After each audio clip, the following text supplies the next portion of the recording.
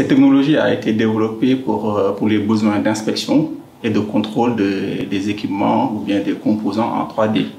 Donc l'objectif initial, c'était vraiment de faire une comparaison de plusieurs pièces, de cartes électroniques en particulier, mais aujourd'hui il a été développé pour d'autres composants, l'essentiel qu'ils soient de 3D.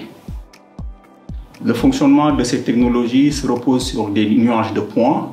L'objectif était de récupérer des nuages de points suivant 4 axes, X, Y, Z, et sur les 4 côtés.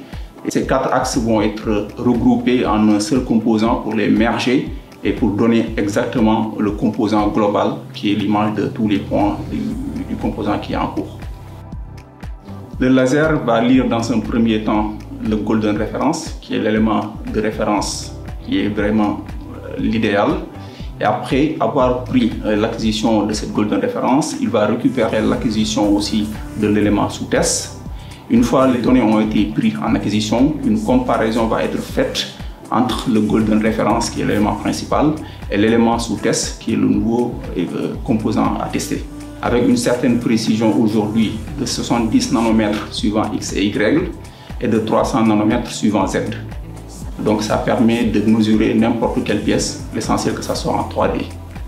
On utilise ce qu'on appelle la librairie Easy 3D Match de Resys. C'est une librairie générique qui permet de récupérer les images de points et de faire la comparaison. Cette librairie n'est pas limitée à un seul métier, il est générique et permet de faire l'acquisition pour tout type de métier aujourd'hui. Le public cible pour cette technologie est les PME, les petites et moyennes entreprises, mais aussi les grandes entreprises qui n'ont pas besoin aujourd'hui d'avoir un ingénieur pour faire le contrôle, mais cet équipement permet de faire le contrôle global sans présence d'un ingénieur qualifié.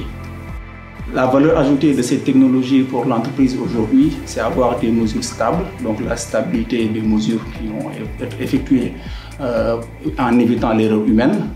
Mais en plus de ça aussi, la possibilité de faire plusieurs mesures avec plusieurs produits différents. Et le troisième point qui est aussi important, c'est le partage de cette technologie par plusieurs entreprises qui vont partager le même équipement.